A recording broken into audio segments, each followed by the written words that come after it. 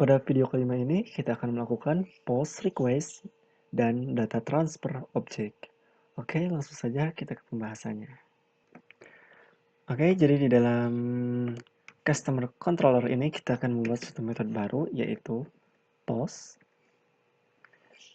di mana kita akan isikan parameter dari create. Oke, seperti ini. Selanjutnya kita akan membuat suatu fungsi, yaitu create customer. Oke, seperti ini.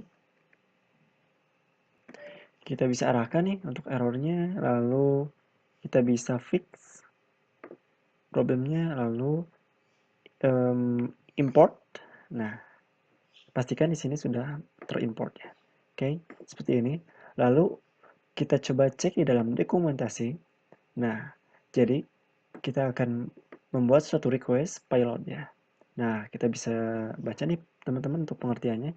Jadi di sini kita membutuhkan suatu determine ya, yaitu DTO, Data Transfer Object.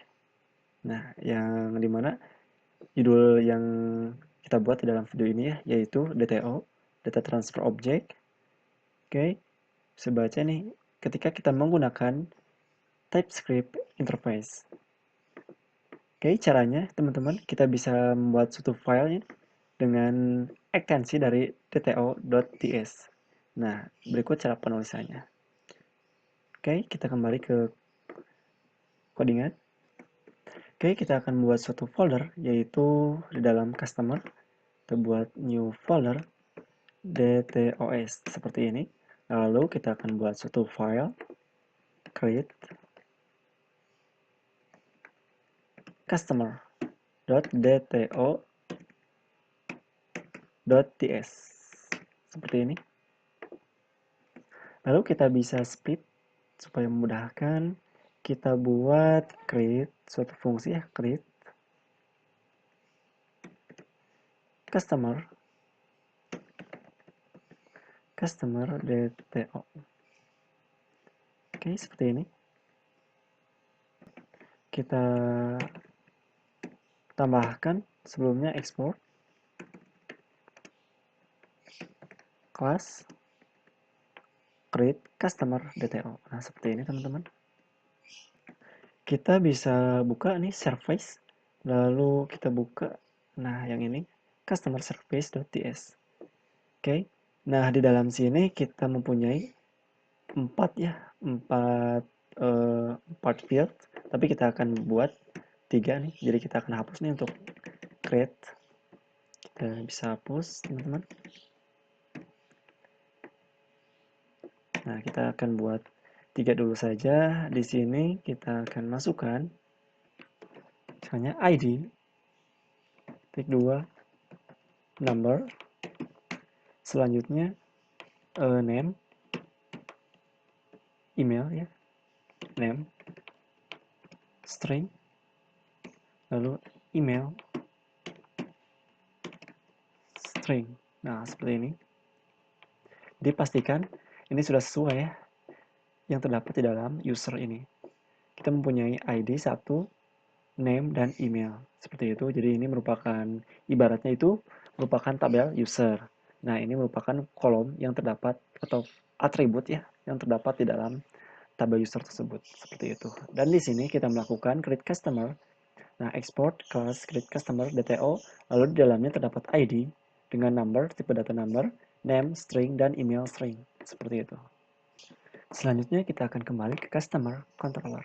Nah, di mana di dalam kurung ini ya, kita bisa buat body. Nah, seperti ini. Oke. Nah, di sini kita buat create customer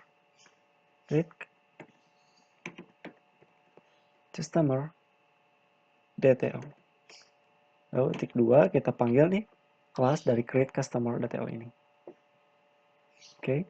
Kita bisa ketik create customer DTO. Nah, kita bisa enter nih teman-teman. Nah, pastikan di sini sudah terimport ya untuk customer. Nah, DTO-nya sudah terimport. Oke, ini body, kita bisa quick fix, lalu update import. Nah, seperti ini. Selanjutnya kita bisa enter. Nah, seperti ini teman-teman. Lalu kita bisa jalankan console log, lalu kita panggil create customer DTO seperti ini. Lalu kita akan buka nih teman-teman aplikasi dari Postman.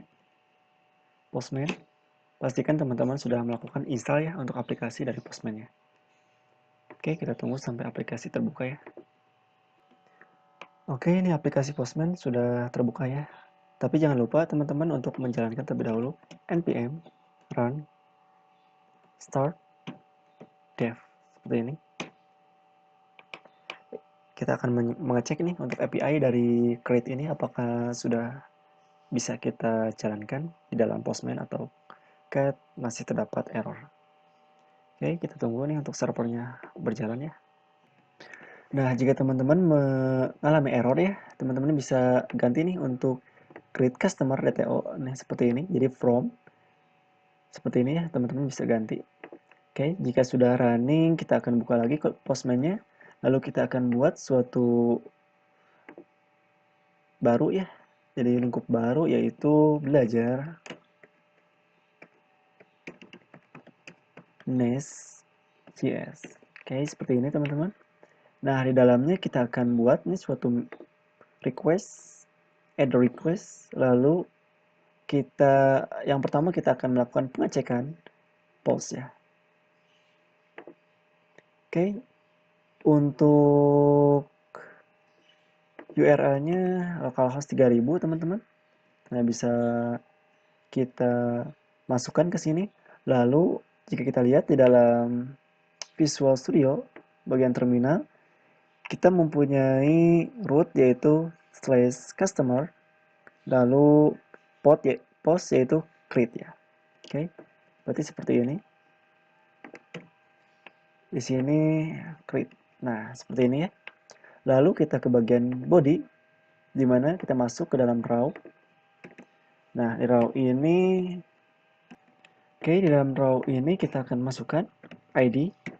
Misalnya ID yang tadi kita miliki itu 4 ya. Karena kita sebelumnya sudah memiliki nih teman-teman untuk ID 1, 2, dan 3. Karena ID itu unik, maka kita bisa isikan 4. Selanjutnya kita mempunyai name, di mana name ini kita akan masukkan misalnya belajar Nest.js. Nah, seperti itu. Lalu untuk email, kita buat nestjs@gmail.com. Nah, seperti ini ya. Coba kita lakukan send, teman-teman. Kita bisa ubah nih untuk JSON ya, supaya bisa lebih menarik nih. Nah, oke. Ini terdapat oke, di sini kita kurang ya. Nah, seperti ini.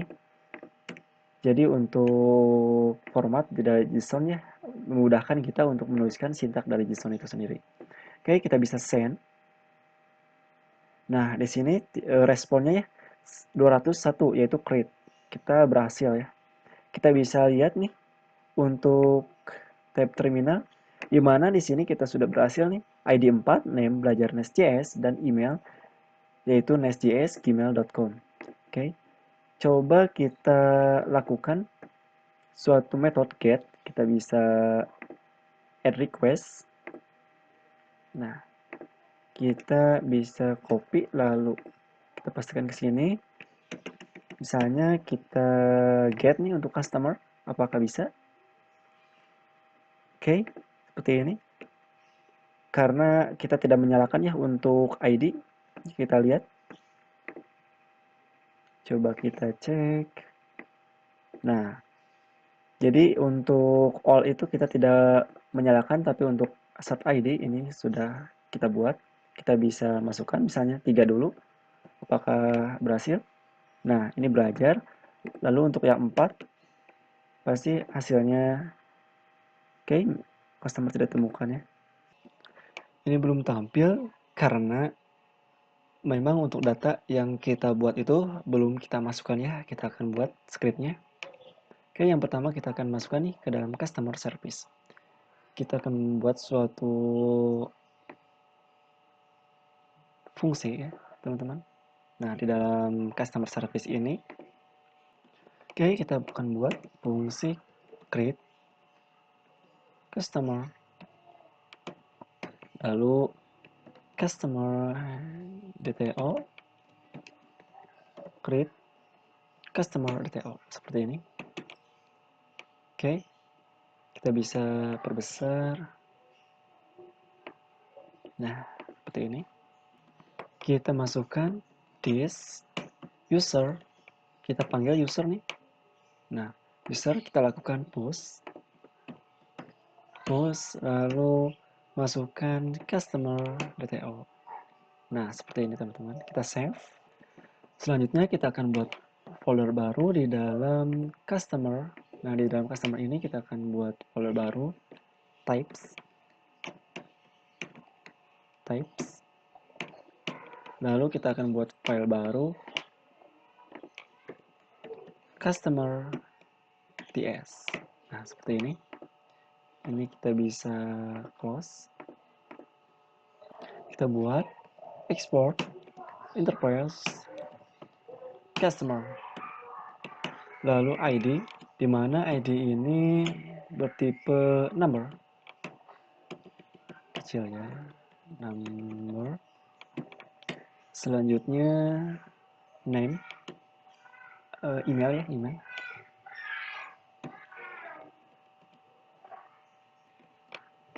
Oke, ini hapus parameternya. Nah, bertipe number, lalu string.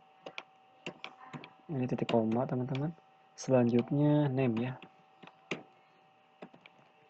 Name, string. Oke, kita save. Nah, di dalam customer service ini kita akan ubah nih menjadi kita spasi dulu nih. Private, lalu kita buat customers, klik 2 customers. Nah, lalu kita panggil array. Nah, seperti ini. Kita bisa copy nih untuk customers ini, lalu kita refresh user, lalu kita refresh juga. Nah, kita save.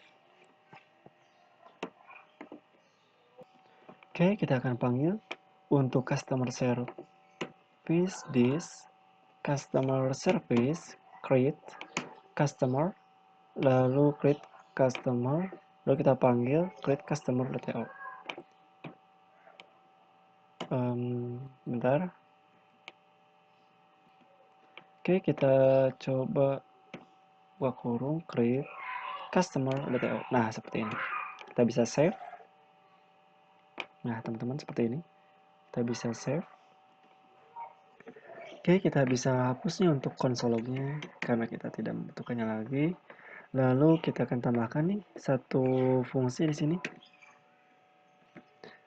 Get customers. Nah, seperti ini.